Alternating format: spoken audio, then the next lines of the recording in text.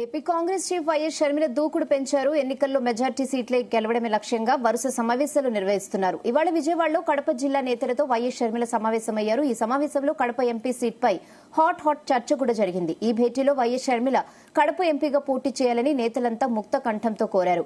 అయితే నేతల అభిప్రాయంపై సానుకూలంగా స్పందించిన వైఎస్ షర్మిల కాంగ్రెస్ హైకమాండ్ ఆదేశిస్తే కడప నుంచి పోటీ చేసేందుకు తాను రెడీగా ఉన్నట్లు తెలిపారు.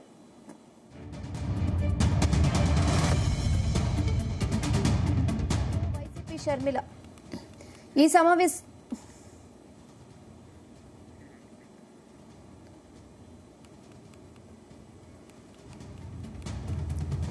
సమావేశంలో YS Sharmila YCP MP Avinash రెడ్డిపై నిప్పులు చెరిగారు. 5 ఏళ్లు ఎంపీగా పనిచేసిన అవినాష్ రెడ్డి ఏనాడైనా విశాఖ స్టీల్ ప్లాంట్ ప్రైవేటీకరణను అడ్డుకునేందుకు పోరాటం చేశాడని ప్రశ్నించారు. వైసీపీ నేతలంతా బీజేపీ మెప్పు కోసమే పనిచేస్తున్నారని ఆరోపించారు వైఎస్ షర్మిల.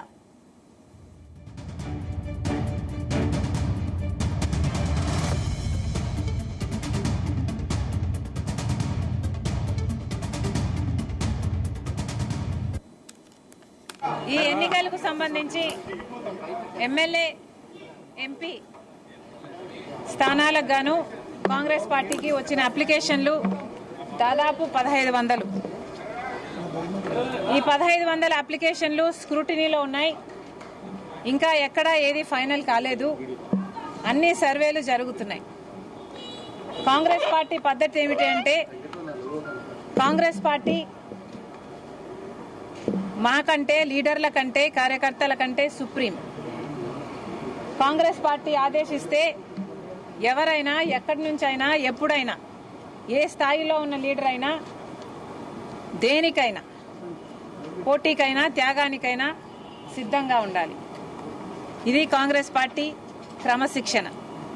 కాంగ్రెస్ పార్టీ కార్యకర్తలుగా, కాంగ్రెస్ పార్టీ సైనికులుగా, కాంగ్రెస్ పార్టీ నాయకులుగా, కాంగ్రెస్ పార్టీకి చెందిన ప్రతి ఒక్క కుటుంబ సభ్యుడు దీనికి రెడీ. నేను అతీతం కాదు. నేనైనా, రఘువీరారెడ్డి గారు అంకులైనా, పల్లం రాజు గారైనా, ఇలా కాంగ్రెస్ పార్టీకి చెందిన పెద్దలు, చిన్నవాళ్ళు ప్రతి ఒక్కరూ కూడా పార్టీ ఆదేశిస్తే మేము నో అనే క్వశ్చన్ ఉండదు. అది కాంగ్రెస్ పార్టీ కార్యకర్తల, సైనికుల క్రమశిక్షణ.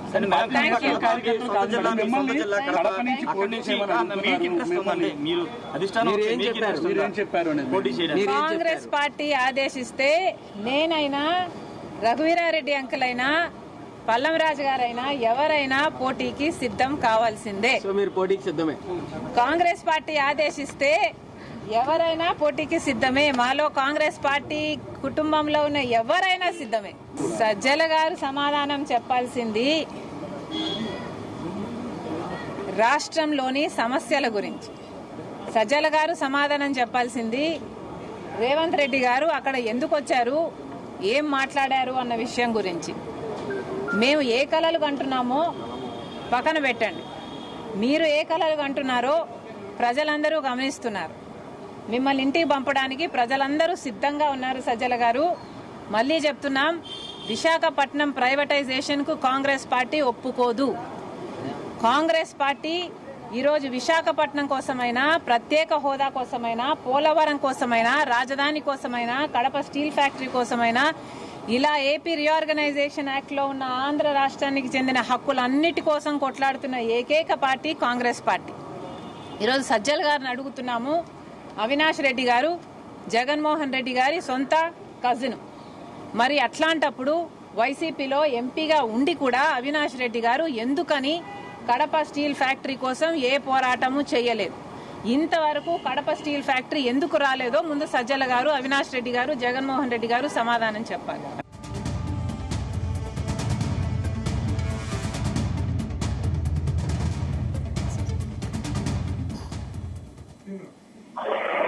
ఇదే విషయంపై మరిన్ని అప్డేట్స్ రామచంద్ర అందిస్తారు. రామచంద్ర.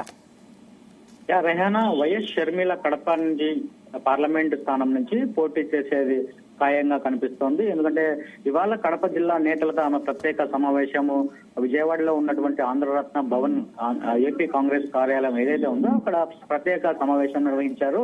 అక్కడ కడప జిల్లాలో పార్టీ పరిస్థితులు స్థితిగతులపై ఆమె ఇవాళ సమావేశం ఏర్పాటు చేసి వారందరితో కూడా చర్చించారు ఒకరితో ఒకరు. అయితే ఈ నేపథ్యంలో అందరూ కూడా కడప నుండి ఎంపీగా మీరు పోటీ చేయాలంటూ షర్మిలపై ముఖ్యమంత్రిగా అడిగినటువంటి నేపథ్యంలో ఆమె సానుకూలంగా స్పందించింది. అయితే ఇందుకు అనుగుణంగానే వైఎస్ అవినాష్ రెడ్డి ప్రస్తుత ఎంపీ తన అన్నపై ఘాటు వ్యాఖ్యలు చేశారు. అవినాష్ రెడ్డి కడప జిల్లా అభివృద్ధి కోసం ఏం పాటుపడ్డారు, కడప స్టీల్ ప్లాంట్ ను ఎందుకు తీసుకురాలేకపోయారో సమాధానం చెప్పాలి సజ్జల, అలాగే సీఎం జగన్ అంటూ కూడా ఆమె తీవ్ర వ్యాఖ్యలు చేసినటువంటి పరిస్థితి ఉంది. సో ఈ నేపథ్యంలో ఆమె కడప ఎంపీ బరిలో ఉండబోతున్నట్టుగా ఒక స్పష్టంగా మనం చెప్పుకోవచ్చు. అయితే ఇటీవల వస్తున్నటువంటి ప్రచారం అయితే ఏదైతే ఉందో ఆ ప్రచారానికి తెర పడిందని చెప్పి కూడా మనం భావించాల్సి ఉంటుంది. ముఖ్యంగా తన అన్నలు ఇద్దరు జగన్ అలాగే వైఎస్ అవినాష్ రెడ్డి ఇద్దరిపై కూడా ఆమె రాజకీయంగా పోరాటానికి దిగుతున్నట్టుగా పలు సందర్భాల్లో ఆమె చెప్పిన నేపథ్యం మనం చూడాలి. మరి రాబో రోజుల్లో ఆమె ఎంపీగానే పోటీ చేసేందుకు కూడా ఒక సస్పెన్స్ తెరపడినట్లుగా మనం చూడాల్సి ఉంటుంది.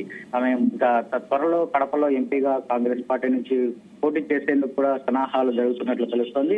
అయితే ఇప్పటికే అధిష్టానం కూడా కడప ఎంపీ నుంచి షర్మిలను పోటీలోకి దింపేందుకు కూడా ఒక నిర్ణయానికి వచ్చినట్టు ఇటీవల జరిగిన సెంట్రల్ ఎలక్షన్ కమిటీ కూడా ఏదైతే ఉందో కాంగ్రెస్ పార్టీలో ఆ కమిటీలో కూడా షర్మిలను ఎంపీగా బరిలో దించాలని చెప్పి కూడా భావించినట్లు తెలుస్తోంది. సో ఆ నేపథ్యంలోనే ఇవాళ ఆమె కడప జిల్లా నేతలతో అధిష్టానం ఏం చెప్పింది, తర్వాత పార్టీ స్థితిగతులు ఏంటి అది అని చెప్పి కూడా ఈ రోజు వారితో చర్చించినట్లు తెలుస్తోంది. అయితే దాదాపు ఎక్కువ మంది అభ్యర్థులు కాంగ్రెస్ పార్టీ నుంచి పోటీ చేయాలని చెప్పి కూడా అభ్యర్థనలు వచ్చాయి. వాటన్నిటి కూడా పరిశీలిస్తున్నామని చెప్పి కూడా సందర్భంగా ఆమె చెప్పినటువంటి పరిస్థితి ఉంది. అయితే అటు సజ్జలకు కూడా ఆమె చిన్న కౌంటర్ వేసినట్లుగా తెలిసింది. ఎందుకంటే సజ్జలకు ప్రజలను పట్టించుకోకుండా, ప్రజా సమస్యలు పట్టించుకోకుండా తమతో ఏం పని అంటూ కూడా ఆమె సజ్జలను కౌంటర్ ఇస్తూ ఒక వ్యాఖ్యలు చేసినటువంటి పరిస్థితి ఉంది. మరి చూడాలి ఇంకా ఈ డైరెక్ట్ పొలిటికల్ ఎంట్రీ అభ్యర్థిగా బరిలో దిగుతున్న నేపథ్యంలో అటు కడప జిల్లాలో కాంగ్రెస్ పార్టీ నుంచి షర్మిల ఉంటారు. తర్వాత ఇప్పటికే వైఎస్ఆర్ కాంగ్రెస్ పార్టీ మరోసారి ఎంపీ అభ్యర్థిగా అవినాష్ రెడ్డిని సీఎం జగన్మోహన్ రెడ్డి ఖరారు చేశారు. అటు టీడీపీ నుంచి కూడా ఎవరు ఉండబోతున్నారని కూడా ఒక స్పష్టత వస్తే కడప జిల్లాలో ఎంపీ బరిలో ప్రముఖ పోటీ తప్పదని చెప్పి కూడా మనము భావించాల్సి ఉంది. అయితే ఈసారి మాత్రం కడప ఎంపీ పార్లమెంట్ పరిధిలో మాత్రం ఎన్నికలు చాలా టఫ్ గా ఉండబోతున్నట్లుగా చూడాల్సి ఉంటుంది. Rehana. Okay, Ramchandra, thanks for the updates.